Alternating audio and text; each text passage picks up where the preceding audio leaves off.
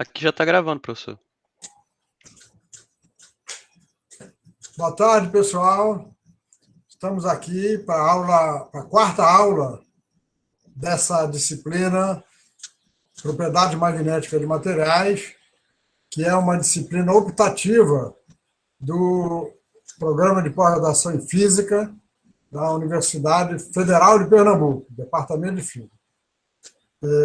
Nós vamos hoje concluir esse capítulo de ressonância ferromagnética, que nós, na aula anterior, cobrimos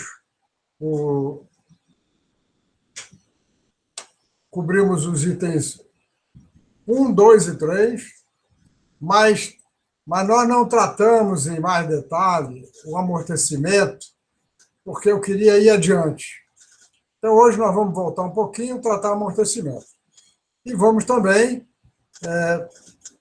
deduzir uma equação geral para a ressonância ferromagnética, para o cálculo da frequência, que é importante quando nós temos interações um pouco mais complicadas.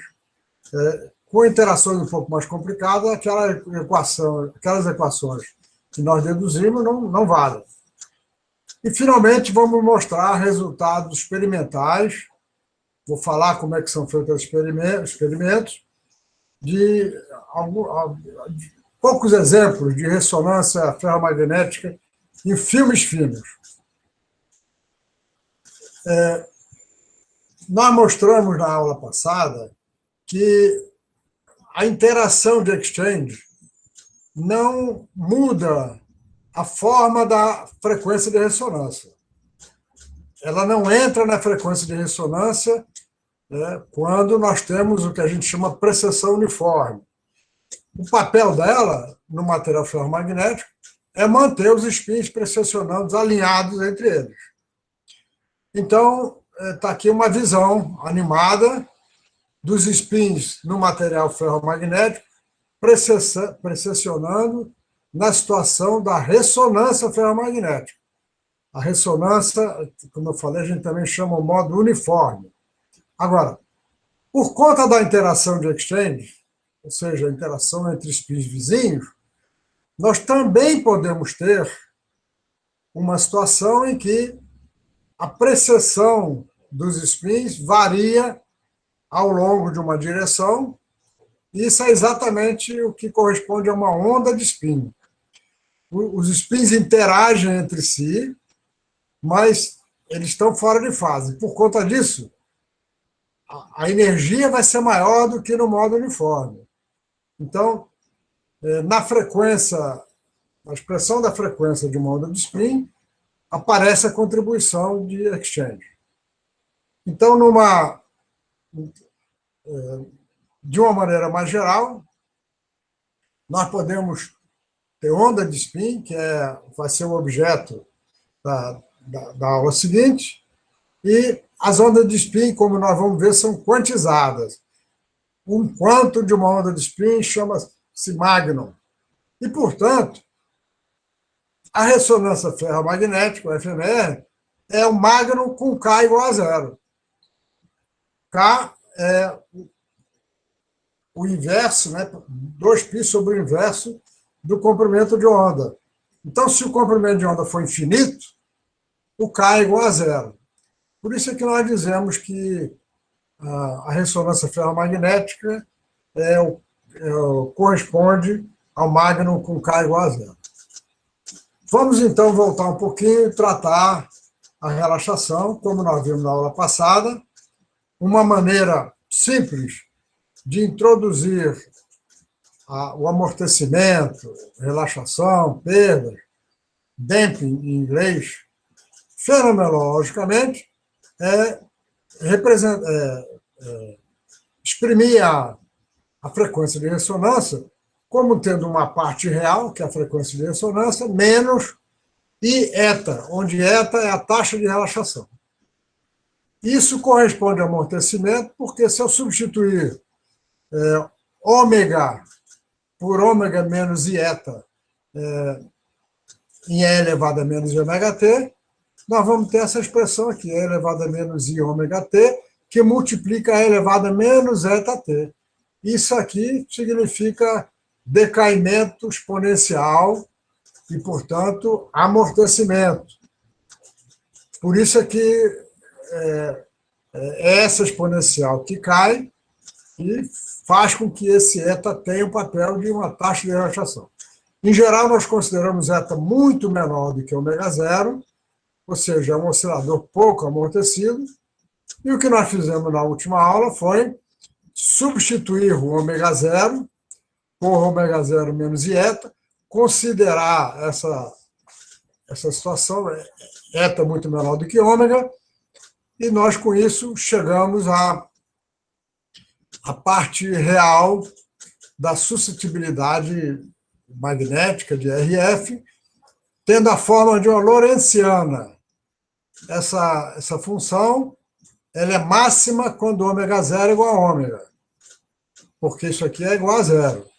Então, como nós temos quadrados no denominador, essa função é máxima quando essa daqui for nula. Isso tem, então, o comportamento de uma lorentziana.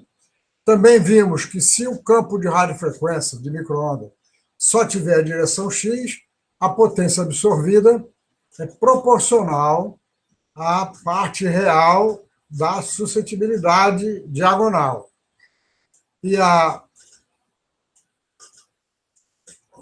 essa função, então, essa suscetibilidade em função do campo magnético, porque ômega zero é gama mi zero.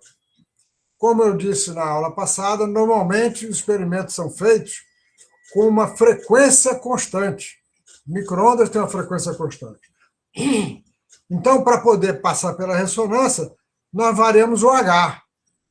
Como H é ômega zero menos gama, é como se nesse eixo aqui nós tivéssemos o ômega zero. Então, quando ômega zero é igual a ômega, nesse caso é para um campo de 3,5 kHz, nós temos, então, a máxima absorção. A diferença entre dois valores de campo correspondentes à meia altura da lorentziana, nós chamamos 2ΔH, em que ΔH é a largura de linha a meia altura. E essa figura foi feita para um ΔH 140. Bem, mas a pergunta é o seguinte: será que nós podemos fazer tratamentos mais formais do que simplesmente empurrar o eta lá? Podemos. Tem duas formas que são as mais importantes, são apresentadas no meu livro. Uma delas foi proposta por Gilbert na década de 1950, 50 e poucos, não lembro o ano.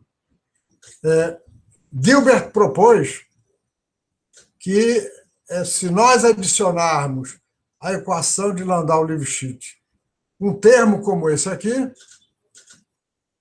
isso aqui representa um amortecimento. Vamos ver por que é isso. Por que esse termo representa um amortecimento? Nós sabemos que esse primeiro termo está aqui, menos m vetor H efetivo. Ele é um vetor que tem é um vetor perpendicular à magnetização, porque é m vetor H, também perpendicular ao campo efetivo, portanto, ele é perpendicular ao plano de MH. Se ele é perpendicular ao plano de MH, o que esse termo faz é um torque, né? Ele é um torque. Que dm dt é proporcional, então, ao torque. Esse termo que faz é puxar a magnetização para fora do plano.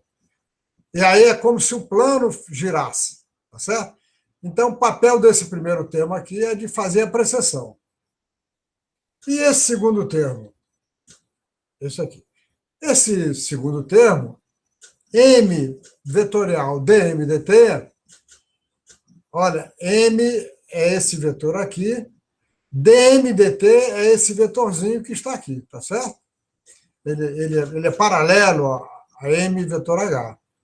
Então, esse produto vetorial m M dm dt vai dar, então, um vetor que é dirigido para o eixo onde está o campo.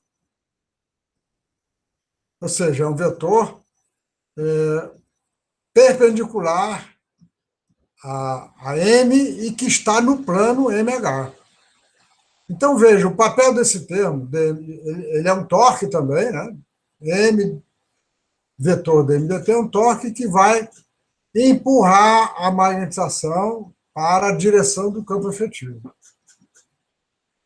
Então, foi essa a bolação de Gilbert.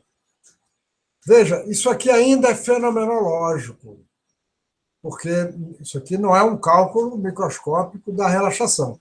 Ele é fenomenológico, mas ele é formal, porque ele entra na equação de movimento. E o que nós fazemos, então, para tratar isso aqui? Esse alfa é chamado parâmetro de Gilbert. Então, vejam que, como o lado esquerdo é dm/dt, como esse termo também é dm/dt, e como o m e o m cancelam, o alfa é um parâmetro adimensional. Ele é chamado parâmetro de Gilbert. Qualquer paper de ressonância ferromagnética hoje fala no parâmetro de Gilbert. Então, o que nós fazemos? Nós escrevemos a magnetização como sendo a componente Z grande, está aqui, né, na direção desse eixo, e componentes MX e MY, que são pequenas e que variam com E elevado a menos I ômega t. Então, se nós pegarmos essa expressão daqui, escrevemos a equação para dmx dt, depois dmy dt, substituímos a derivada no tempo, em relação ao tempo, por menos I ômega, nós vamos ter menos I ômega mx, é igual, esse termo daqui vai dar menos ômega zero. Ômega zero é gama mi0 vezes H, o H que estava aqui. E esse outro termo, o termo de Gilbert, vai dar mais I alfa vezes ômega. Certo? Ele tem o I porque ele tem o M vetor dm dt. Então, vai aparecer o I aí, alfa, que já estava aqui, e ômega, o ômega vem da derivada em relação ao tempo. Então, essas duas equações dão como solução, dá para ver facilmente. Professor? Pois não. Com licença, o senhor poderia usar o laserzinho, um apontador mais visível, porque eu não sei se ficou pessoal, mas para mim. O problema é o seguinte, nesse computador aqui, com o PowerPoint antigo, eu não tenho aquele visível. Eu tenho no notebook que eu preparo esses slides. Tudo bem, então, sem problema. Não tem, já procurei opções de ponteiro, procurei muitas. Ele tem opções de seta, automático, visível, ocultar sempre. Bom, a seta assim fica melhor com a seta. A seta é melhor. Vamos ver se ela não desaparece. O problema é que se eu não ficar mexendo, ela desaparece. Mas a seta está melhor, você tem razão.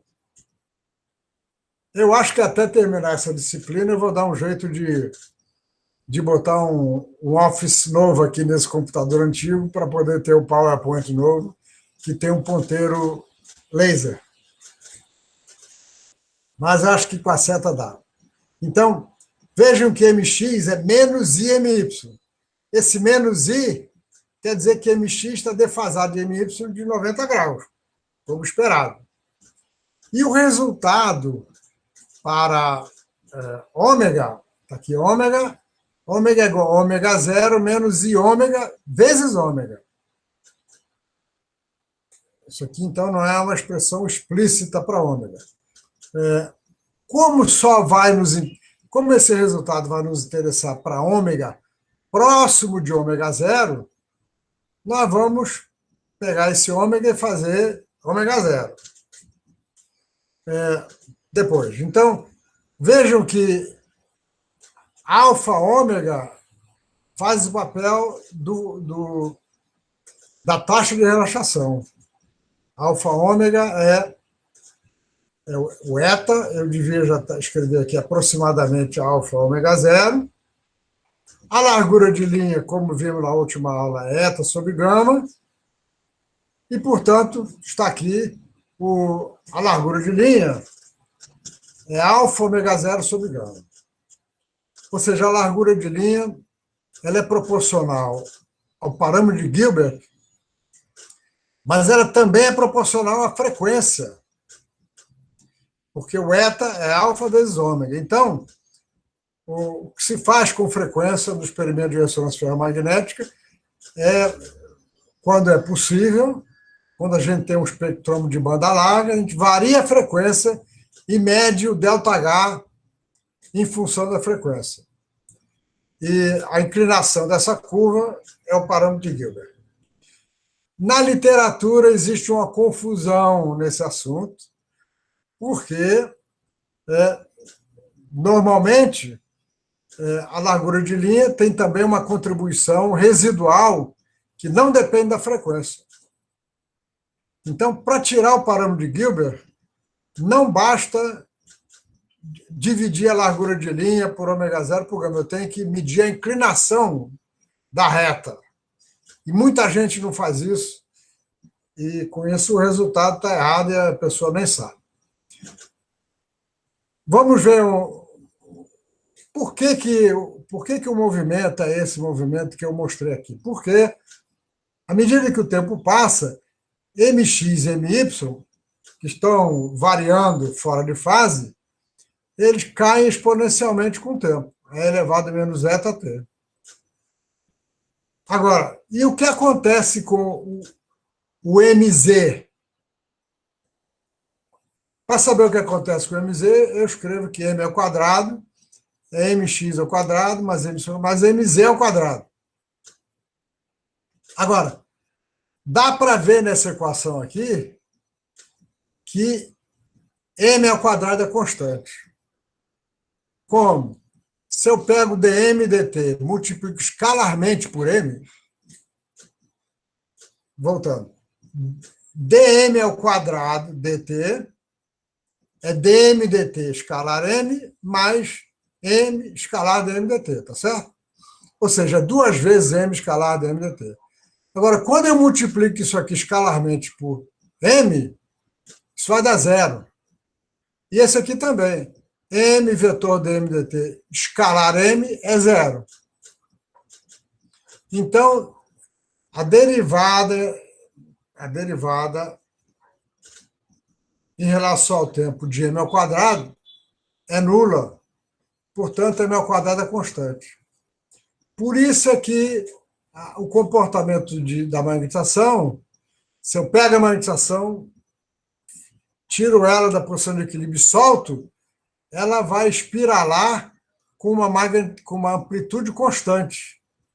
Por isso, essa forma que eu mostrei aqui, que está dando para ver, né, que o MZ varia, o MZ aumenta gradualmente à medida que MX e MY diminuem exponencialmente, MZ aumenta e vai para M quando os dois forem nulos. Tá certo?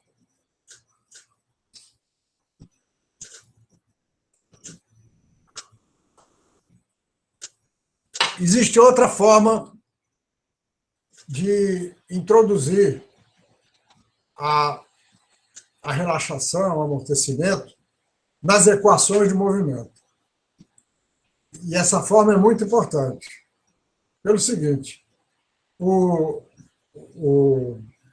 amortecimento de Gilbert, que eu mostrei ainda há pouco, ele é muito próximo do resultado experimental somente para metais, para filmes metálicos. Se eu fizer a ressonância ferromagnética de Yale e Truman Garner, o comportamento não é aquele comportamento espiralando com magnetização constante. É um comportamento chamado Bloch-Blomberg. Tem dois nomes pelo seguinte. Bloch, que ganhou o prêmio Nobel pela ressonância nuclear magnética, propôs essa relaxação para ressonância nuclear magnética. E na ressonância nuclear magnética,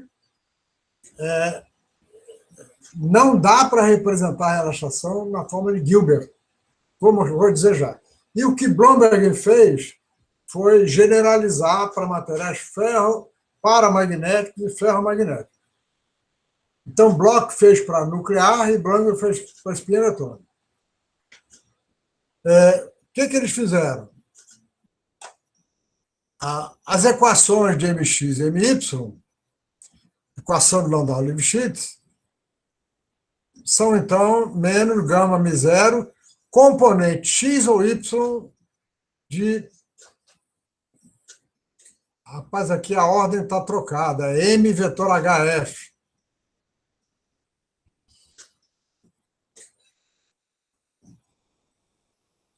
Essa ordem está trocada, está diferente da anterior. É um problema de sinal aí, sabe? Mas tudo bem. É só um sinal, um problema de sinal. Sabe por que o problema, a confusão com o sinal? É porque, rigorosamente, esse sinal menos, ele vem do fato de que o momento magnético do elétron tem o sentido oposto do spin. Então, na literatura científica, a gente ora supõe que ele é antiparalelo, ora supõe que ele é paralelo, porque a diferença é o sinal. Agora, é ruim o mesmo livro ter as duas expressões, e eu acho que o meu livro está errado. Estou vendo aqui agora. Ou seja, ou então está lá e eu não prestei atenção, está dito que agora vamos considerar o outro sentido. Mas é um detalhe. O que isso aqui está dizendo? Está dizendo que esse é o termo responsável pela precessão. Mas aí nós subtraímos dele um termo que é simplesmente M dividido por um tempo de relaxação. Vocês sabem que a solução de uma equação dm dt igual a menos m sobre t é uma exponencial de menos 1 sobre t. Uma exponencial caindo no tempo. Então, esse termo aqui é uma relaxação introduzida fenomenologicamente na equação de movimento. Agora, para a componente mz,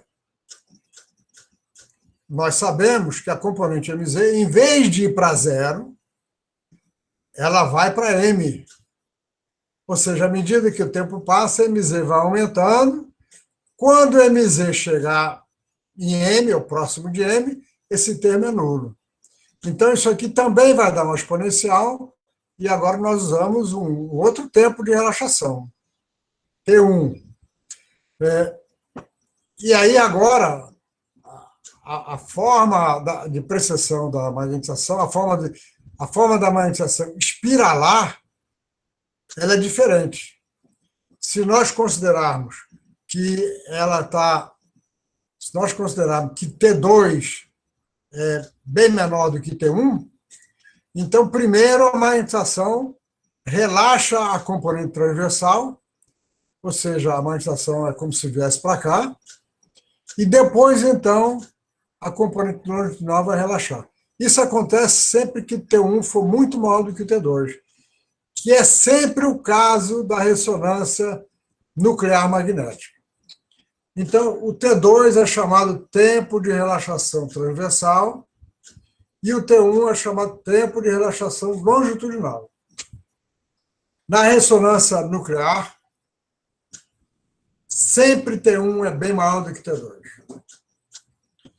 E por isso é que a ressonância nuclear usa pulsos, e os pulsos têm uma largura adequada que permite até inverter a população. Isso é usado nos equipamentos de tomografia de ressonância nuclear magnética. Agora, isso aqui também acontece na ressonância paramagnética. Na ressonância ferromagnética, como eu falei, em metais isso não acontece. Agora, na granada de ferro e IEG, isso também acontece.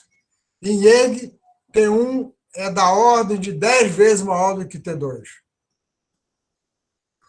Então, primeiro relaxa a componente transversal e depois relaxa a componente longitudinal.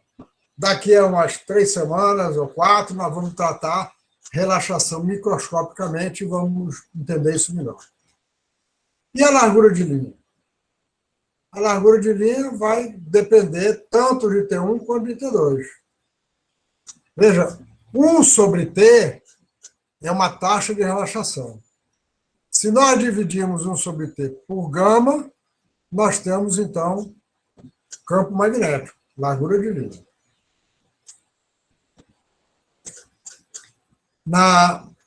O segundo trabalho que eu vou apresentar no final hoje tem um problema que é exatamente para vocês trabalharem essas equações com a relaxação de Bloch-Blomberg.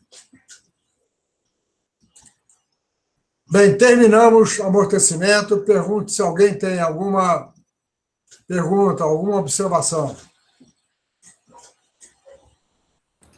Professor, qual a ordem de grandeza desses tempos? Depende muito dos materiais. Em IEG, por exemplo, T1 é da ordem de 1 microsegundo. 1 microsegundo. E T2 é mais ou menos 1/10 disso. Ou seja, 100 nanosegundos. Em metais, eles são todos bem menores, eles são da ordem de 10 nanosegundos para menos. Porque em metais, o amortecimento devido à corrente induzida, o elétron, é muito grande. E está claro aqui, então, que os T's dependem da largura de linha. Então, IEG tem uma largura de linha que é da ordem de 0,5 Estad, e a principal contribuição vem daqui. Veja, que se T2 é bem menor do que T1, então esse termo é que domina a largura de linha. Então, em IEG, esse 0,5 Estad corresponde mais ou menos a isso que eu falei, 100, 200 nanosegundos. Agora, um filme de permalloy tem uma largura de linha que é mais ou menos 100 vezes maior. E, portanto, o T2 é 100 vezes menor.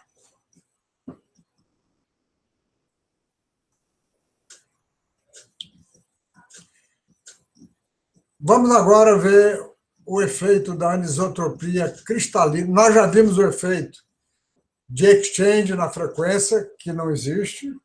Nós vimos o efeito da interação dipolar, ou seja, desmagnetização, que simplesmente adiciona os termos ao campo magnético. Agora, com a anisotropia cristalina, a forma dela é mais complicada. Quando a magnetização está alinhada com o eixo principal, o resultado também é simples, como nós vamos ver daqui a pouco. Agora, se o campo magnético estiver orientando a magnetização numa direção arbitrária, o cálculo da frequência de ressonância diretamente em coordenadas cartesianas, pela equação da Lipschitz, fica bem mais difícil. Até porque eu não sei como exprimir, até agora, como exprimir a ética. E é isso que nós vamos fazer agora. É preciso ter uma expressão da frequência de ressonância em termos da energia. Para isso, nós fazemos o seguinte. Nós sabemos que a energia da magnetização é menos μ0 m vetor H. Então, se eu fizer uma variação ΔM na magnetização, a energia varia de ΔE. Menos μ0 ΔM escalar o campo magnético efetivo. Isso me permite obter uma expressão para o campo magnético efetivo. Ele é dado pela derivada de E em relação a M. Mas como o campo é um vetor, essa derivada vai ser, então, um gradiente. Então, o campo efetivo é 1 sobre μ0, porque esse μ0 vem aqui para baixo. 1 sobre μ0, gradiente em relação a M. Olha, esse gradiente não é gradiente em relação às coordenadas de cartesiana, não. É gradiente em relação a M, ou seja, dmx, não, ddmx, ddmy, ddmz, cada um com o seu vetor unitário. Então, vamos supor que a energia dependa, então, de mx e dmy, que são grandezas pequenas. E vamos considerar que mx e my variam no tempo na forma exponencial, harmônica. Então, a equação de Landau-Lifshitz, que era dada por essa daqui, eu devia ter escrito aqui o campo efetivo, eu vou escrever agora esse campo efetivo como sendo menos 1 sobre μ0 gradiente em relação a M de E. Então, a equação para mx vai dar menos I ômega 0, mx, é menos gama M. Esse é o campo efetivo. Gradiente de M, gradiente de E em relação a M. Componente Y. E aqui, componente X.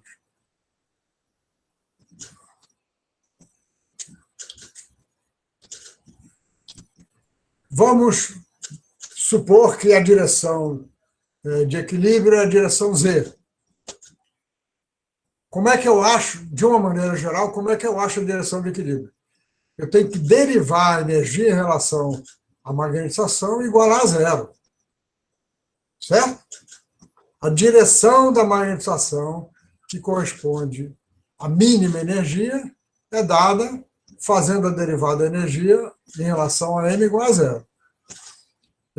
Então, na direção de equilíbrio, eu não vou ter o gradiente, que é exatamente o que significa o equilíbrio. Aquele campo é nulo. Mas eu preciso saber da energia. Então, o que eu faço?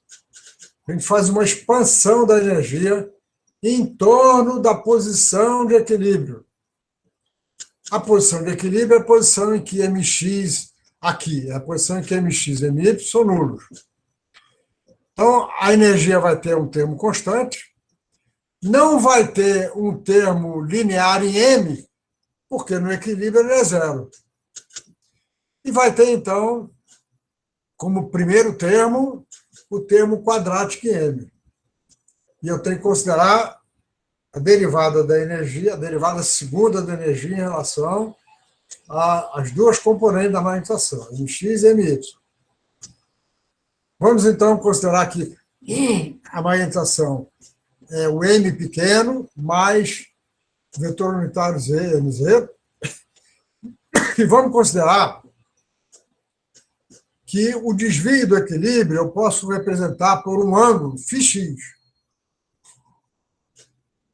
φx para mx e φy para my. Aqui eu estou ilustrando o que é o φy. Se eu considerar a projeção da magnetização no plano ZY, esse ângulozinho aqui, faltou botar uma seta aqui, esse ângulozinho é o φy. De tal maneira que o MY, que está aqui, é a projeção dele em MY, portanto, é M φy. Por que φy? Porque eu estou supondo que MY é pequeno, então esse ângulo é pequeno. Rigorosamente, MY é M seno de φ. Mas eu vou considerar que φ e φx são pequenos, então aqui são aproximados. Tudo bem? Então, veja, a equação, aquela equação que eu escrevi no final do slide anterior, podia ter repetido ela aqui, onde aparece o gradiente da energia. Certo? Se eu pegar esse E agora, e calcular o gradiente em relação a mx, vai desaparecer o mx, vai ficar o my. E aparece a derivada segunda. Essa grandeza xy é a derivada da energia em relação a x em relação a y. Derivada segunda, ou seja, alfa beta é a derivada segunda da energia em relação a m alfa e em relação a m beta. Então, como eu falei, devia ter posto esses slides lá de novo. Para mx, vai aparecer o gradiente em relação, aliás, vai aparecer a componente y do gradiente. E a componente do gradiente vai ser derivada em relação a my. E na outra vai aparecer a outra. Então, como a energia vai ter derivada em relação a x e a y, então vai aparecer xy e também o yy.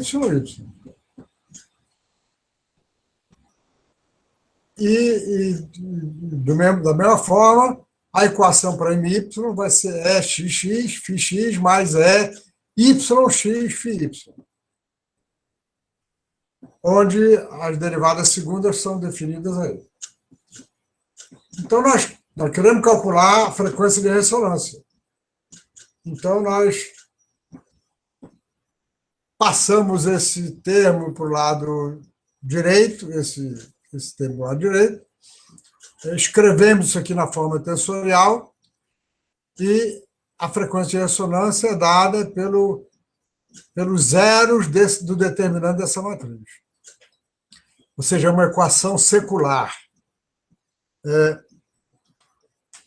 Se nós achamos o zero do determinante, ele dá uma expressão simples.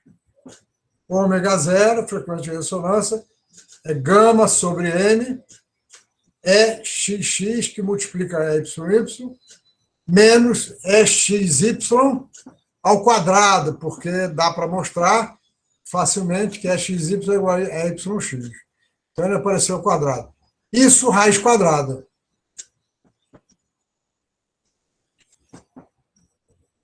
Se vocês considerarem que só tem uma energia, que é a energia zema, do campo externo, vocês vão calcular facilmente essas derivadas e mostrar que essa equação vai dar exatamente a mesma que nós deduzimos anteriormente. Essa expressão é geral, completamente geral. Então, tudo que nós fizemos antes, nós poderíamos fazer com essa equação. É simplesmente resultado da equação de Landau-Lifshitz, onde, em vez de nós escrevermos aqui os campos, nós estamos escrevendo a representação dos campos pelas derivadas.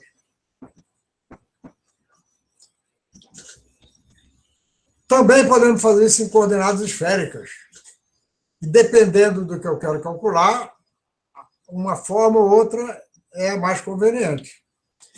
Em coordenadas esféricas, nós vamos agora escrever a magnetização como tendo uma componente radial, que é essa daqui, uma componente θ e uma φ, em que essa componente Z vai ser o mθ, né? Então, se mθ e mφ são muito menores do que mr, que por sua vez é próximo de R, eu posso escrever Isso aqui é um desvio do equilíbrio.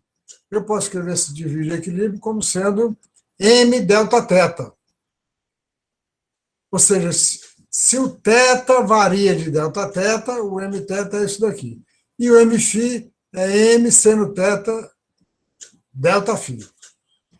Da equação de Nodal-Lipschitz, nós então obtemos as equações para as duas componentes, mθ e mφ, e novamente vamos ter aqui um determinante,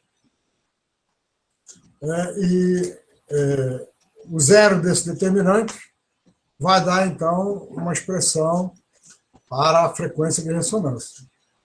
Ela lembra a expressão anterior, só que ela tem aqui no denominador, do lado no primeiro termo, seno de θ0. Essa expressão é muito útil para fazer certas contas, mas ela tem que ser usada com cuidado, porque quando θ é igual a θ0, quando o ângulo de equilíbrio, veja, θ0 e φ0 são os ângulos de equilíbrio. Quando θ0 é próximo de zero, aqui, isso aqui vai divergir, aí eu vou ter que ter um termo aqui dentro também, que anule. Mas essa expressão lembra a outra, só que agora as derivadas da energia são em relação às coordenadas esféricas, θ e φ. É uma outra expressão, e essas três expressões são convenientes e são usadas dependendo do problema.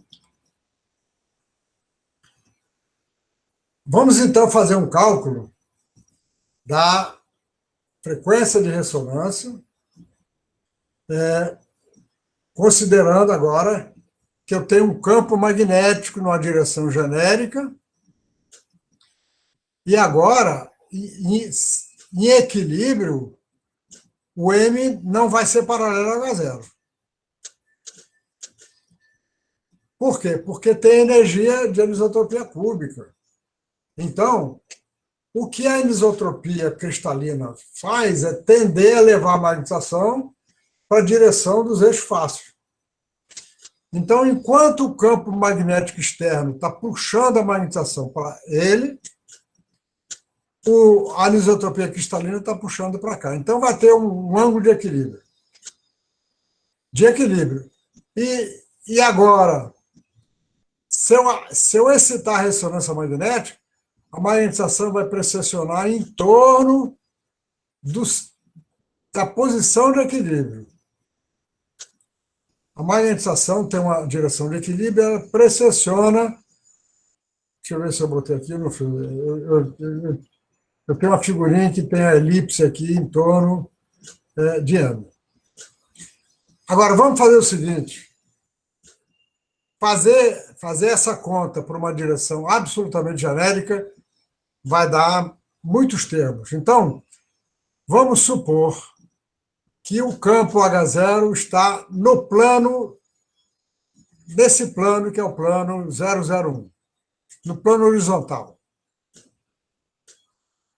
Por que eu vou fazer isso? Eu vou fazer para dar para fazer a conta aqui. Mas também por outra razão.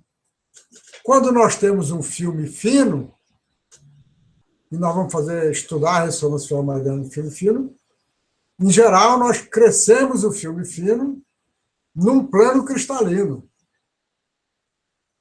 Então, é como se eu tivesse um filme no plano 001, esse plano aqui.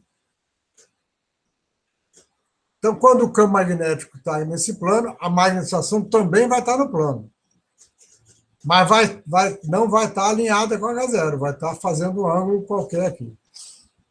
Nós vamos chamar, então, os ângulos, as coordenadas angulares do campo magnético de θ, θH e φH, e as coordenadas de M de θ e φ.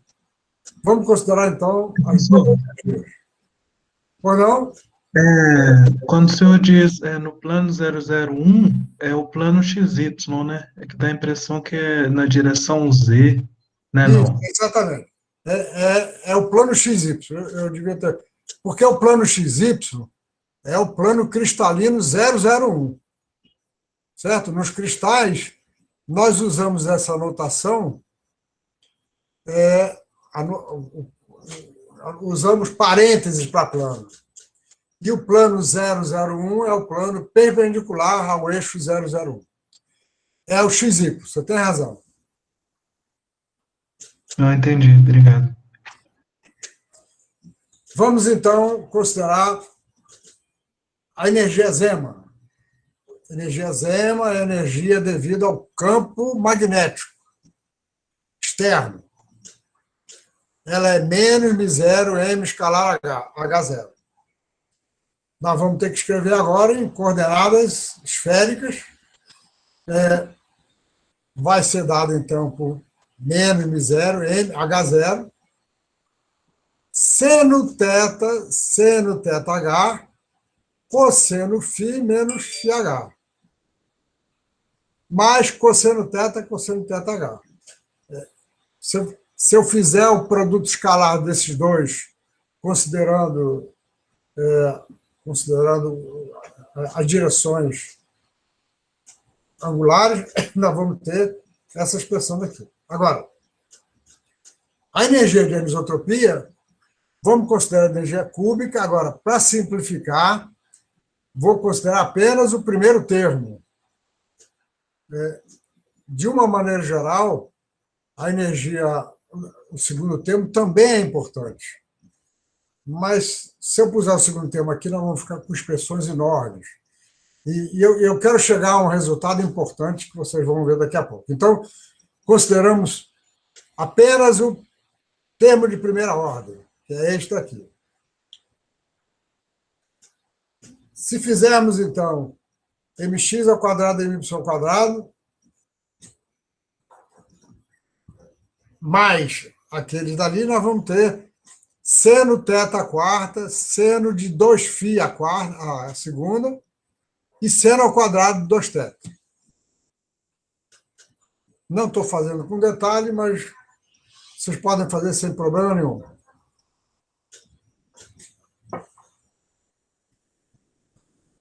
A energia total é a energia zema mais a energia de anisotropia. E nós precisamos calcular a direção de equilíbrio. A direção de equilíbrio é obtida fazendo dE dθ igual a zero e dE dφ igual a zero.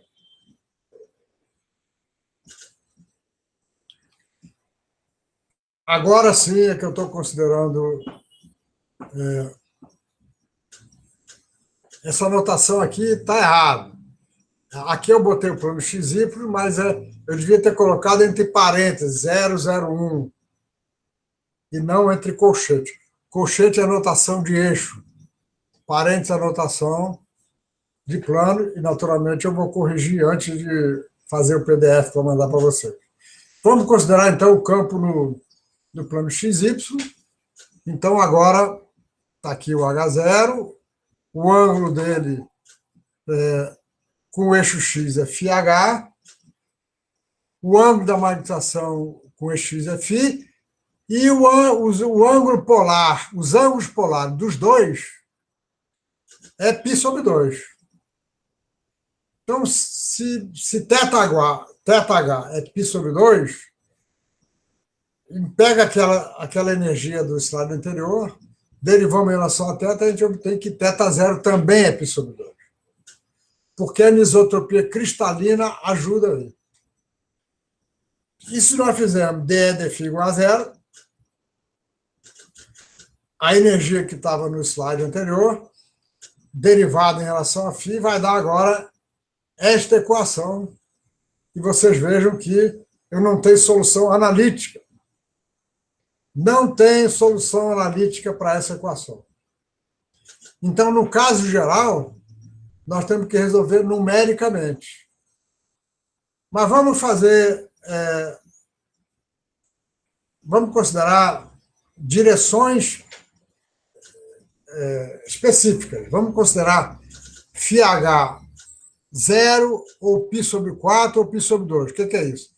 0 é o campo magnético na direção 100, π sobre 4 é o campo magnético na direção 010, 0, 1. Mas no caso, 1, 1, 0, né? Isso, 1, 0. 0, perfeito. 1, 0, e π sobre 2 é 0, 1, 0. Por que eu vou fazer isso? Porque nós vamos ver que os resultados são interessantes. A derivada, a derivada igualada a zero, deu essa expressão. Veja que se φh for zero, φ0 igual a zero satisfaz a equação, porque se φh for zero, esse for zero, esse for zero, zero é igual a zero. Então, está claro que essa equação é satisfeita para φ igual a zero. Também é satisfeita para π sobre 4. E vai dar também a solução, por quê? Se φh for π sobre 4, φ0, π sobre 4, isso aqui é seno de zero, que é zero. E seno de 4 vezes π sobre 4 é seno de π, que é zero.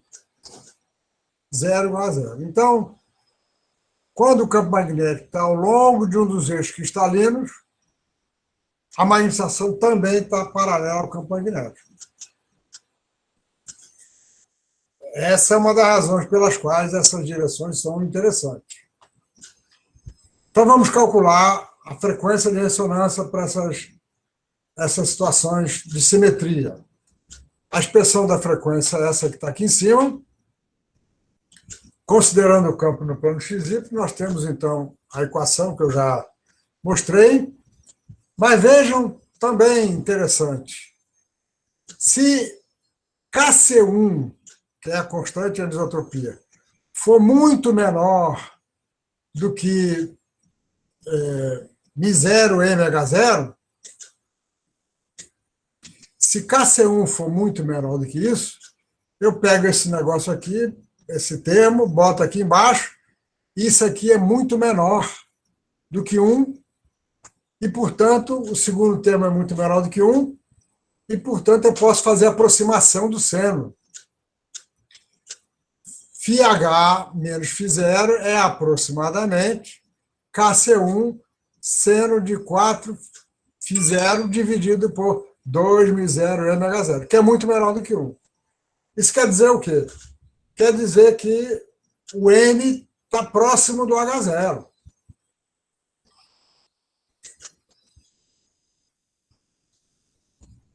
E se está próximo do h0, eu vou fazer a conta e usar aproximações. Novamente, θ0 é igual a π sobre 2, e agora a derivada em relação às duas coordenadas cruzadas vai dar zero, e as duas derivadas, θ e φ, é fácil calcular, é só calcular a derivada novamente, e a gente faz a aproximação de que φh menos φ0 é próximo de... é muito pequeno. Eu posso, então, fazer a expansão daqui, e a mesma coisa do outro lado, e nós podemos chegar, então... Aliás, aqui eu não fiz o resultado ainda não. Se nós achamos calcularmos o zero do determinante, não fiz sim. Eu tenho que fazer a aproximação que eu mencionei anteriormente, e aí nós chegamos a uma expressão que não vai depender do φ0, porque eu usei uma expressão aproximada para o φ0 vindo daqui. Não me interessa ter uma expressão para a frequência de ressonância que dependa do ângulo da magnetização, que eu não sei qual é. Eu quero uma expressão que só dependa do ângulo do campo, que é dado. É um dado do experimento, né? Então, veja, ômega 0 é o produto de raiz quadrada do produto de dois termos. Gama μ0, no sistema CGS não tem o μ0. E aí eu tenho H0 mais um outro termo aqui. E aqui H0 mais um termo diferente. Os dois termos são diferentes.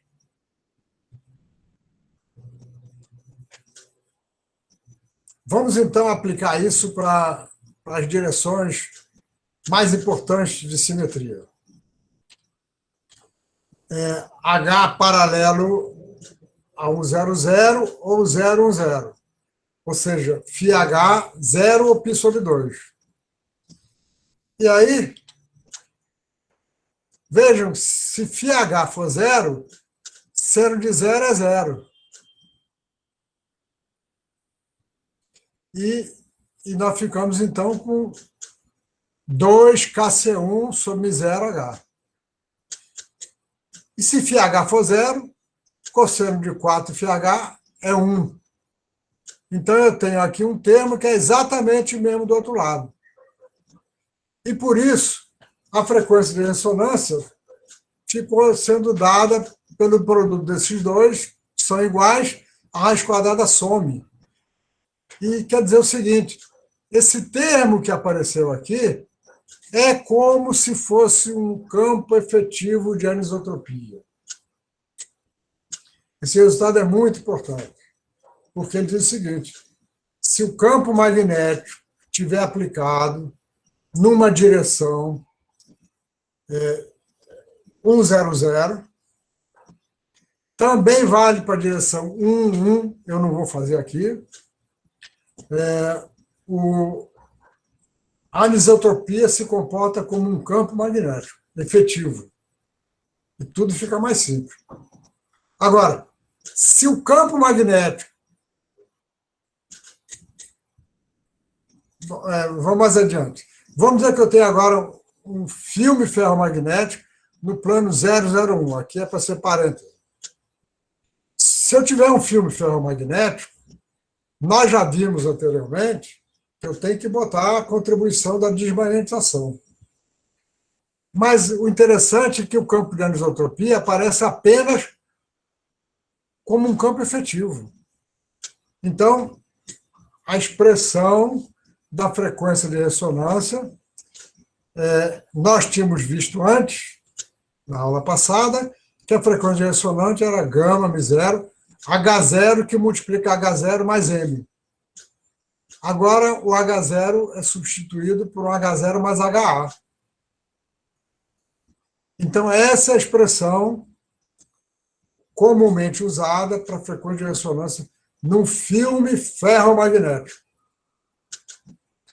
No filme ferromagnético, nós não podemos deixar de levar em conta a desmagnetização que apareceu aqui. Mas, para essa direção, a anisotropia ficou simples. No CGS, nós não temos μ0 é igual a 1, mas o M vai virar 4πm.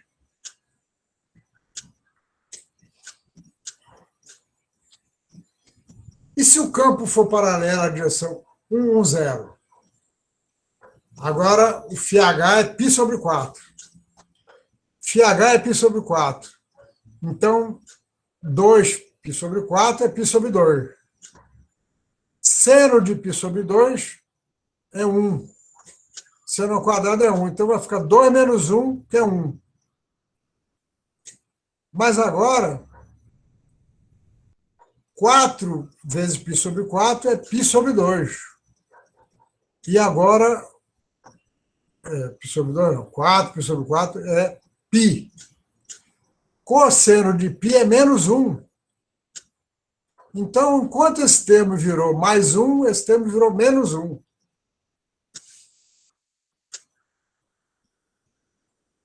Então, eu tenho mais aqui e menos aqui. E o que isso quer dizer? Quer dizer que, quando o campo estiver na direção 1, 0, a anisotropia, tem um texto errado aqui também, a anisotropia não pode ser representada por um campo efetivo. ela está lá, é a energia que tem aquela forma, mas ela não pode ser representada por um campo efetivo. E quando eu estiver numa direção genérica mesmo, que não é nenhuma dessas, aí é que não pode mesmo. E aí a direção de equilíbrio da magnetização não é a direção do campo magnético. E aí eu não consigo resolver as equações analiticamente, eu tenho que resolver numericamente.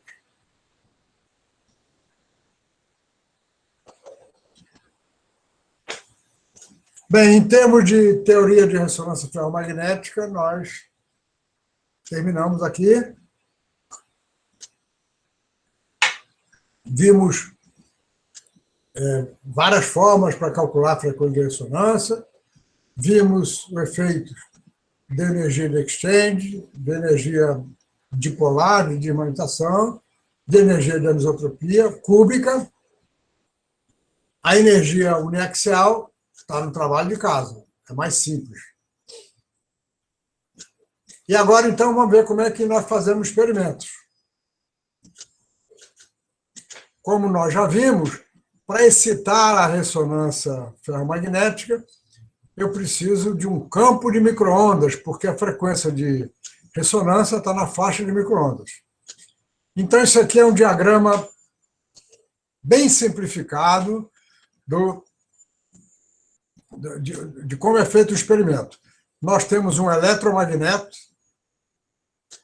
O eletromagneto cria um campo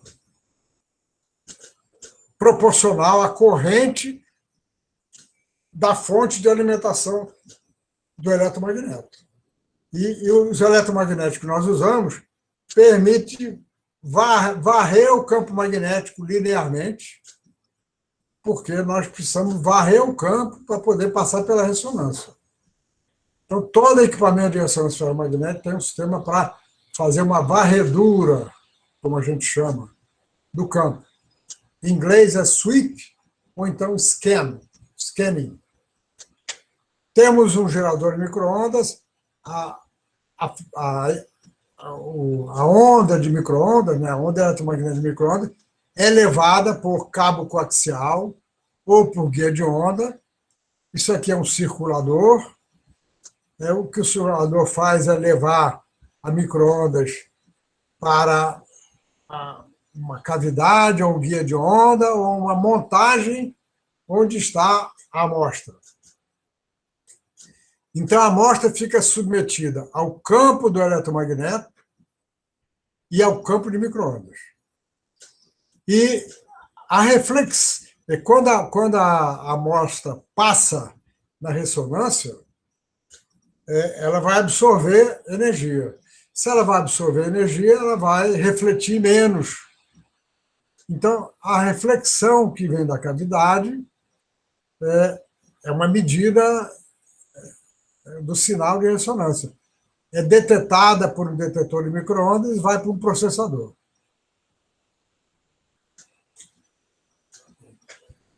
Mas tem mais.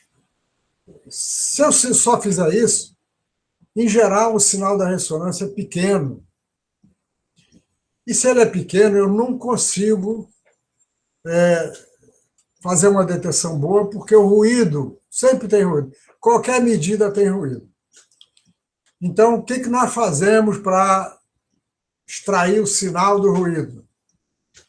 Está aqui a curva da potência de absorção, em função do campo magnético, para uma amostra genérica. Isso aí é uma curva calculada para uma amostra de permalói.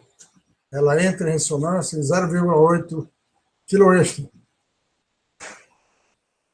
O trabalho de hoje também tem um itemzinho para vocês calcularem campo de ressonância para vários materiais diferentes. O que nós fazemos para aumentar o sinal e diminuir o ruído? Nós fazemos o seguinte, eu falei anteriormente que o campo magnético é produzido por eletromagnético, ele é varrido lentamente no tempo, lentamente. Em geral, essa varredura demora 5 minutos, 10 minutos, 30 minutos, dependendo do que nós queremos medir, do sinal que nós temos. Então, a gente bota ele para fazer uma varredura. Agora, enquanto ele está varrendo, digamos que ele está nesse valor aqui, 0,825, a gente tem aqui uma bobina de modulação. Essa bobina de modulação é alimentada por uma corrente alternada de frequência baixa, alguns kHz. 10 kHz é um número padrão. 10 kHz quer dizer o seguinte, é como se fosse...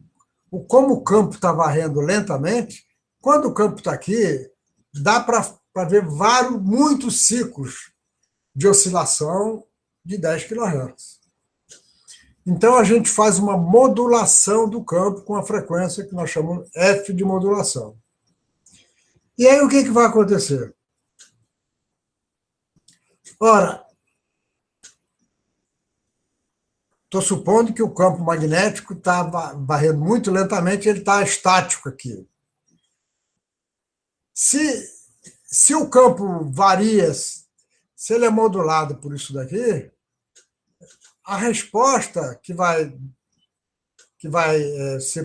depender da potência absorvida vai ser dada agora por esse sinal que eu estou mostrando aqui. Tá certo?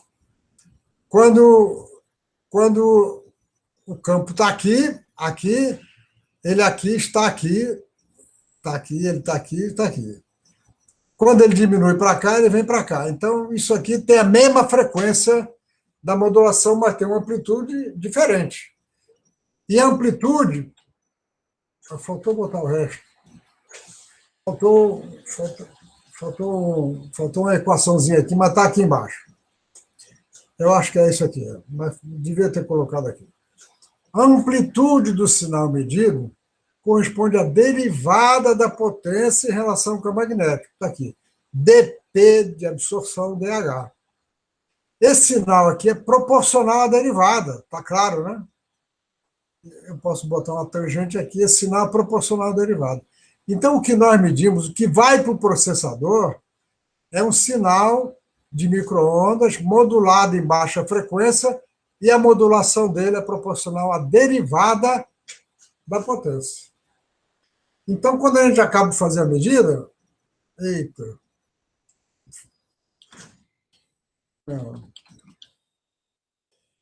O slide está fora, eu troquei a ordem. O que nós medimos, o que o espectro nos dá é a derivada da lorentziana. Porque está aqui, é dPdH. dPdH é a derivada da potência e, portanto, a derivada lorentziana é a derivada lorentziana, que é isso aqui. Essa é a medida. Mas depois eu vou ordenar direito e eu preparei essa aula num dia e hoje eu resolvi botar como é que se faz a medida. Então, vamos voltar um pouquinho agora. E como é que nós fazemos experimentos? Primeiro, precisamos fazer a amostra. Na aula passada, alguém perguntou se nós fazemos amostra no departamento. Fazemos por sputtering, também outras técnicas. Sputtering, em português, é vaporização catódica. Como é que isso é feito? Nós temos dentro de uma câmara de alto vácuo, nós colocamos lá num prato um substrato. O substrato é o material em cima do qual nós vamos preparar o filme.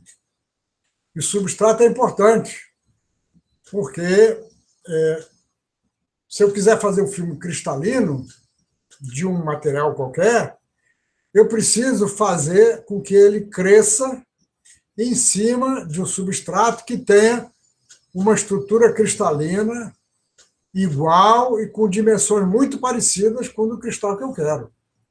Senão ele não vai crescer ordenadamente, ele vai crescer desordenadamente. E o que nós fazemos para crescer um filme e colocando átomo após átomo em cima do substrato. E no sistema de sputtering, isso é feito de uma maneira sofisticada, mas que funciona, que é o seguinte: aplica-se uma alta tensão entre o substrato e o material que tem os átomos dos quais eu quero fazer um filme. Se eu quiser fazer um filme de ferro, eu vou usar como alvo um alvo de ferro puro, o ferro mais puro que eu puder usar. É uma plaquinha lá. E tem mais. Depois que se faz o alto vácuo, 10 a menos 8 torr, aí deixa-se entrar um gás inerte, que chama o plasma. O mais comum é o argônio. Então, a gente enche a câmara de argônio. O argônio tem uma pressão de apenas fração de torr, de modo que a gente tem um sistema. O vácuo, o alto vácuo é importante para não ter impureza lá. E depois de fazer o vácuo durante algum tempo, deixa-se entrar um gás também muito puro. E olha como o mecanismo é complicado, mas funciona. Ao aplicar uma alta tensão entre o alvo e o prato onde está o substrato, a gente produz uma descarga. E essa descarga significa que os íons pesados do argônio, eles bombardeiam o alvo. Ao bombardear o alvo, eles arrancam átomos de ferro. Veja, é um processo aparentemente sujo, é uma confusão aí danada, mas é possível crescer ferro cristalino com algumas camadas atômicas bastante bem ordenado. O sistema de sputtering é o sistema mais usado comercialmente para fazer filmes. Existem outros processos, por exemplo, epitaxia de feixe molecular, que é mais sofisticada, e nós temos um sistema de sputtering, que está mostrado aqui, está aqui operado por Luiz Vilela Leão. Luiz fez o doutorado com Antônio Azevedo, meu colega no departamento. Atualmente é professor na Universidade Federal de Pernambuco, no campus de Caruaru. Luiz aprendeu a fazer filmes aí com o Antônio, e a gente, isso então vai passando. Nós temos aqui na audiência o Elias, que eu já falei, Eduardo, acho que Breno também sabe fazer, são estudantes de Antônio que sabem fazer filmes. Isso aqui é a Campano, é a câmara de vácuo, e ali os vários equipamentos que controlam a taxa de deposição e controlam os vários parâmetros desse processo. O vácuo é monitorado permanentemente, temperatura e assim por diante. E para fazer experimentos, nós precisamos, então, daquele diagramazinho que eu mostrei ali anteriormente. Nós temos aqui um eletromagneto. Primeiro, o gerador de micro-ondas. Esse é o nosso gerador de micro-ondas. A micro-onda sai por um conector coaxial, por um cabo de baixa perda que vem para essa caixa. Essa caixa tem um circuito de micro-ondas que a gente chama ponte de micro-ondas. E esse aqui é o eletromagneto. Do lado do eletromagneto tem uma fonte de alimentação que produz uma corrente. Esse formato aqui é exatamente o formato do fio que está enrolado em torno dos polos do ímã. São duas grandes bobinas. Isso aqui é um espectrômetro de ressonância ferromagnética feito em casa. Feito em casa no sentido de que vários equipamentos são comprados, né? A fonte é comprada, o gerador de micro-ondas é comprado, isso aqui é um osciloscópio, isso aqui é um medidor de campo magnético. O campo magnético tem que ser medido. Tem uma ponta de prova Hall e tem aqui o medidor de campo magnético. E aqui, então, os cabos são usados para levar, para trazer a frequência de modulação e para levar o sinal detetado, o detetor de micro-ondas está aqui dentro, leva o sinal detetado para o amplificador lock-in, que está aqui, e o sinal do amplificador lock-in vai para o computador. Está aqui uma curva de ressonância muito bonita. Essa foto eu fiz ontem, não tinha ninguém no laboratório, não pude nem perguntar que material era esse, mas alguém aí vai saber me dizer. Que material foi esse que vocês estavam medindo ontem à tarde? É um IEG dopado com bismuto. Pronto, Elias. IEG dopado com bismuto, olha que ressonância bonita. Isso aí parece uma curva teórica. E por que esse espectrômetro, eu falei de Romede? Porque é o seguinte, é perfeitamente possível comprar um espectrômetro de EPR pronto. Aí o espectrômetro de EPR vem com 2 caixas. Uma caixa com a ponte, com o gerador, com a ponte, com tudo mais. Uma caixa com a fonte de alimentação e uma saída. É muito interessante, você consegue medir um sinal muito grande, mas você não tem nenhuma flexibilidade. E esse espectrômetro que nós temos aqui, nós podemos, botando cabo para lá e para cá, e a gente pode, então, fazer experimentos diversos e fazer medidas diferentes do que apenas ressonância ferromagnética. Essas caixas daqui são caixas que têm, então, um oscilador de baixa frequência. Isso aqui foi feito numa tese de mestrado de um aluno meu há 30 anos. Esse aqui, um projeto de iniciação científica. Então, a gente faz alguns equipamentos, compra outros, e temos, então, um sistema que tem, além da vantagem de ser flexível, ele tem a seguinte vantagem.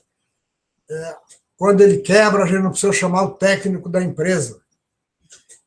Hoje, no Brasil, tem um grande problema. Você sabe que está faltando dinheiro para a ciência.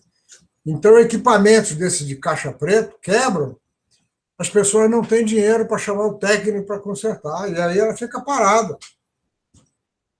Então, uma outra vantagem da gente ter o domínio da eletrônica, da montagem, é que a gente conserta. E aqui, então, tem um guia de onda que traz a micro-ondas.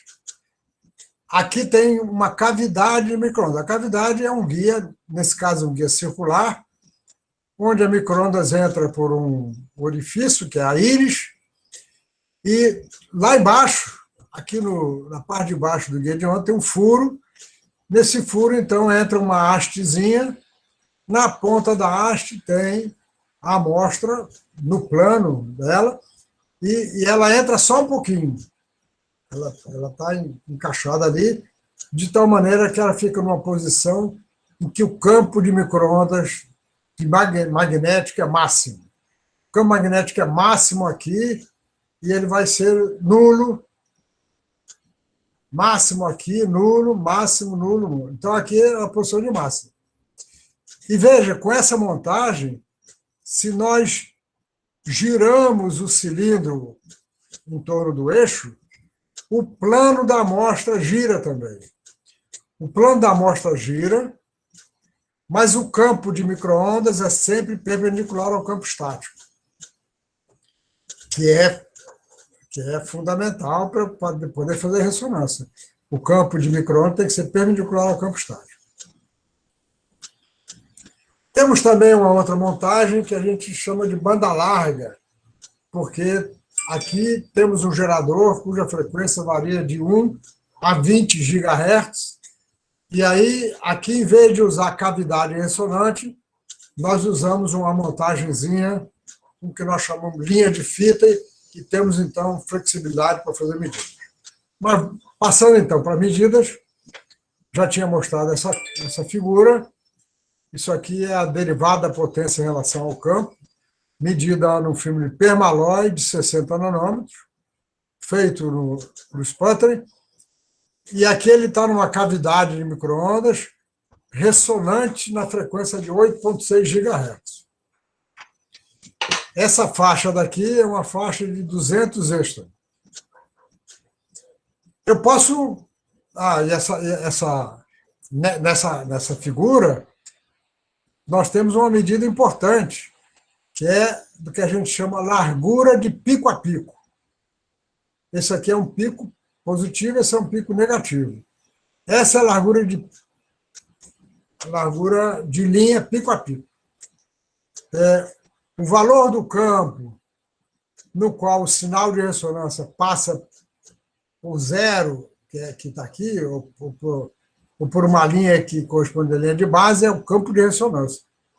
Então, as duas medidas que nós tiramos desse experimento é o campo de ressonância e a largura de linha pico a pico. Aí nós podemos fazer uma integral, numericamente. Numericamente, nós pegamos os dados aí, estão lá no computador, fazemos a integral e podemos, então, tirar a largura de linha. Mas nós também podemos medir a largura de linha aqui, fazendo um ajuste com uma derivada de uma lorentziana. E é possível mostrar, se não me engano, esse também está no próximo trabalho, mostrar que se nós medirmos a largura de linha pico a pico, nós podemos calcular a largura de linha ΔH de meia altura por essa expressão. É a largura de linha pico a pico multiplicado por raiz de 3 sobre 2. Agora, uma medida feita numa amostra de Yttrium, Yttrium Margaret, que é granata de ferro e yttrium, 28 micrômetros de espessura. Na mesma faixa, 200 extra. Veja, aqui tem 200 extra, aqui também tem 200 extra. E olha a diferença. A largura de linha de Yttrium é 0,8 extra. Isso aqui é uma largura de linha grande. É um filme mais grosso, ele consegue fazer filmes que têm largura de linha de 0,3 extra. E tem mais. Além de aparecer o sinal da ressonância, tem outros piquinhos aqui. Esses picos são picos de onda de spin ressonantes na amostra. Ora, onda de spin é uma onda, eu posso ter uma ressonância dentro da amostra. Então, daqui a 4 semanas ou 5, não sei, nós vamos mostrar a origem desses piquinhos daqui. São picos de ressonância de onda de spin. Aqui nós fizemos uma ampliação para mostrar somente o pico do que nós chamamos o modo uniforme. O modo uniforme é o modo em que os spins estão todos precessionando em fase. E como eu falei, nós podemos fazer medidas variando o ângulo da amostra. Se nós variarmos o ângulo do plano, se nós variarmos o ângulo desse cilindrinho aqui, rodarmos o cilindrinho, nós vamos estar variando a direção do eixo cristalino em relação ao campo estático, que é o φH. Então, esses pontos aqui são pontos medidos experimentalmente num filme de ferro. Todos esses ferros daqui, todos esses planos, vou ter que botar parênteses aqui, que não é em vez de colchete. Um filme de ferro cristalino, também feito no departamento, com uma espessura de 10 nanômetros. E quando nós variamos o ângulo em relação ao eixo principal, Como eu mostrei, nós não conseguimos ter uma expressão para a frequência de ressonância analítica. Nós precisamos resolver duas equações numericamente. Uma é a equação que dá a direção de equilíbrio da magnetização, e outra é a equação da ressonância, que depende diretamente do ângulo. Essa linha vermelha é, então, um fit, um ajuste do cálculo teórico para aos dados experimentais. E fazendo esse ajuste, nós tiramos o K1 e o K2, as duas constantes de anisotropia. E outras coisas mais. Então, as medidas de ressonância são feitas, entre outras coisas, para obter parâmetros do material. Largura de linha, que é uma medida do amortecimento, constante de anisotropia. Existem outras formas de anisotropia, tem uma anisotropia que nós vamos tratar daqui a algumas semanas, que chama anisotropia uniaxial, aliás, unidirecional, exchange bias, e que nós queremos medir. Isso é assunto de hoje, ainda hoje. Aliás, todos esses trabalhos envolvendo fios magnéticos são assunto dos últimos 30, 20, 10 anos. À medida que o tempo foi passando, foram aparecendo sofisticações. Hoje trabalhamos muito com filmes em contato com outros materiais, por exemplo, isolante topológico, e fazer a medida da anisotropia produzida pela interface com outro material é assunto de pesquisa hoje. Então, como eu disse, o ajuste da curva calculado numericamente a valor experimental permite extrair as constantes de anisotropia e outras constantes com precisão. Bem, estamos encerrando aqui o segundo trabalho, que vai estar no final, nos dois últimos slides. Tem, então, como primeiro demonstrar que a largura de linha é a largura de linha pico a pico, raiz de 3/2. O segundo é para usar a representação, as equações da Lipschitz com a relaxação na forma de Bloch-Blomberg, e para calcular a potência absorvida, calcular numericamente e também fazer um cálculo gráfico, numericamente. É importante fazer numericamente porque, em geral, a gente precisa, para comparar com o experimento, o mesmo, para ter resultado teórico, fazer figuras usando software que cada um de vocês usa. Depois, calcular a frequência de ressonância de uma amostra ferromagnética que tem anisotropia uniaxial. Depois, calcular campo de ressonância para uma determinada, para a frequência de 10 GHz, para diferentes materiais, ferro, permalon e hélio. E o último problema é mais formal. Eu deduzi aqui na aula passada a equação nodal Lipschitz usando teoria semiclássica.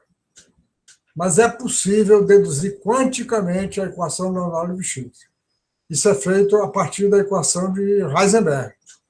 Eu botei esse problema no final, porque quem não tiver familiaridade com a equação de Heisenberg faz os outros problemas e deixa esse aí, paciência. Então, próxima aula, somente na segunda-feira, 31 de maio, porque, como eu disse anteriormente, na próxima semana teremos o exame geral do doutorado no Departamento de Física e coordenador, a pós-graduação, pediu aos professores que suspendessem as aulas daquelas disciplinas que tem aluno fazendo o exame. Como na primeira aula eu perguntei quantos vão fazer o exame de doutorado, e pelo menos 5 pessoas se manifestaram. Lá não vamos ter aula na próxima semana. E vejam, por isso mesmo, é que o trabalho de casa também vai ser no dia 31 de maio. 31 de maio é segunda-feira da outra semana. Então, quem está fazendo o exame de doutorado vai ter tempo de terminar o exame, descansar e fazer esse trabalho. Estamos terminando, então, aqui a aula número 4 e eu estou à disposição de vocês para responder perguntas, tirar dúvidas.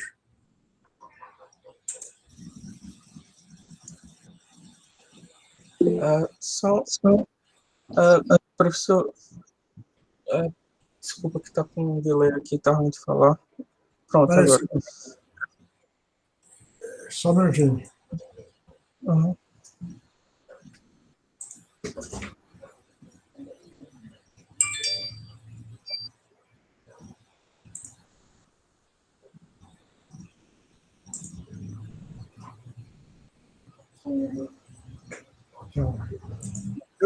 Agora sim.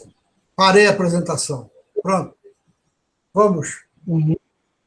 Ou não? Professor, quando você faz o campo magnético girar, no caso, a onda de spin deve sofrer algum tipo de nutação, né?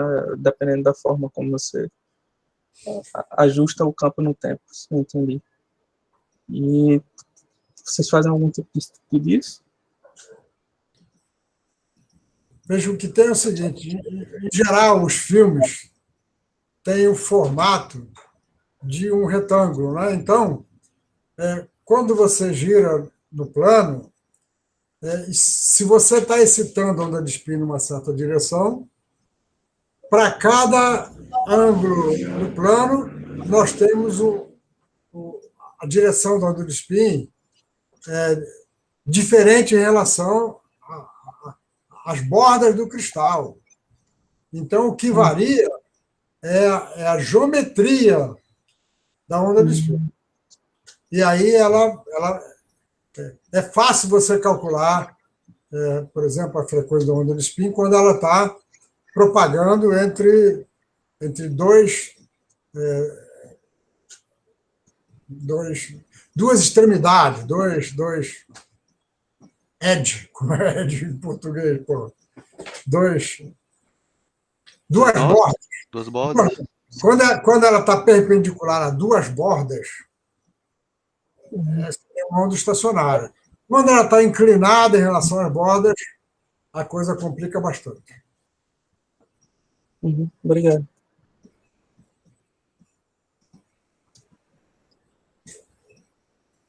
Boa tarde, professor. Pode fazer uma pergunta? Fernando, quem está falando? Meu nome é Rodolfo. Não, Rodolfo, diga. Ô, professor, como você usa, tipo, a micro-onda para excitar? Tem algum problema se, por exemplo, a amostra for metálica e tiver reflexão, assim, dentro da cavidade, ou isso não interfere muito? Se a amostra for uma amostra grande, volumétrica, aí ela vai alterar a ressonância da cavidade. Mas quando nós trabalhamos com filmes de espessuras nanométricas, o volume é desprezível. Então, ela não afeta. Mas tem mais. Lembra da figura que eu mostrei? A amostra é metálica, mas ela é colocada na parte de baixo. A gente tem um furo na extremidade do guia de onda, e ela é colocada ali embaixo, rasante com a parede. Então, ela também não atrapalha muito, porque ela é uma parede metálica. Agora, se você tiver um espectrômetro de ressonância paramagnética, a cavidade não tem furo embaixo, só tem um furo. E o furo é para colocar a amostra no meio. Se você pegar uma amostra maciça e botar no meio de uma cavidade de ressonância paramagnética, a ressonância vai complicar muito. Entendi. Ela tira a cavidade da ressonância. Mas, assim, você não tem problema de, tipo, por exemplo, às vezes, igual você tem espectroscopia ótica, de você ter, tipo, muita reflexão e pouca... Isso. Também tem esse problema ou não? Repete um pouquinho, repete. Não, porque algumas espectroscopias óticas que você vai fazer, quando a amostra é metálica, assim, assim, muito do sinal ele é espalhado por causa de reflexão mesmo, e isso atenua o sinal que você quer medir. Aí eu queria saber se isso também influencia ou não. Não, muito pouco. Aqui, muito pouco.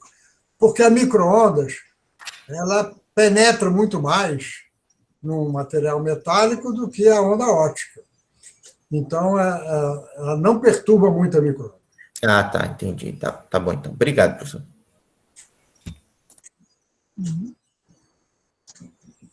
Professor, posso fazer uma pergunta de curioso aí?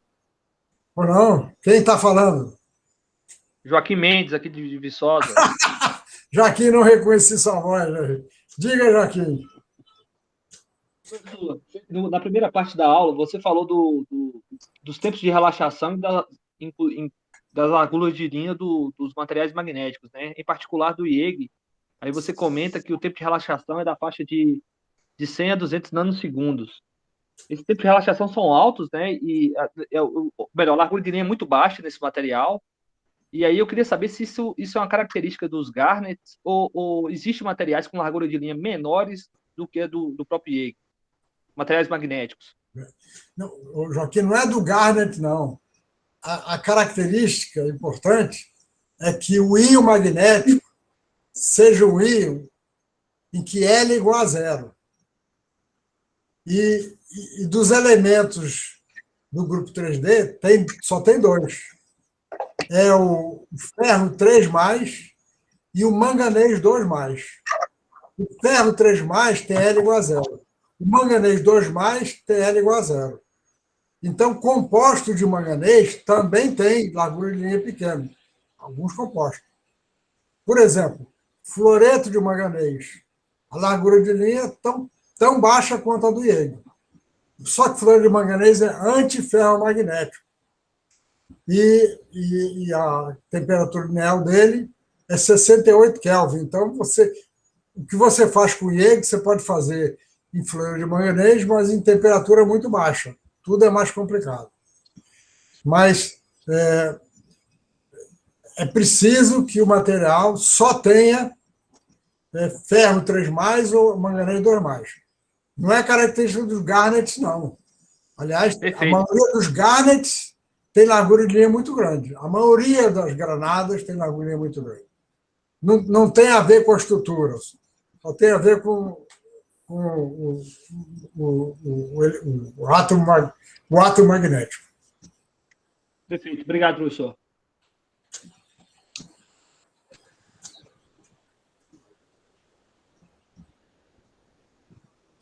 Então, tá bom, pessoal. A próxima, como eu disse, então, é no dia 31 de maio. Até lá, aproveitem da melhor forma possível esse tempo de pandemia.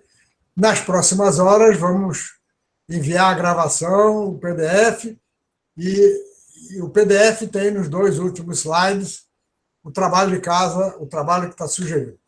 Um grande abraço para vocês. Obrigado aí pela atenção. Até mais. Tchau, professor. Tudo de bom aí. Tchau, até mais. Tchau, tudo de bom. Elias, obrigado, hein?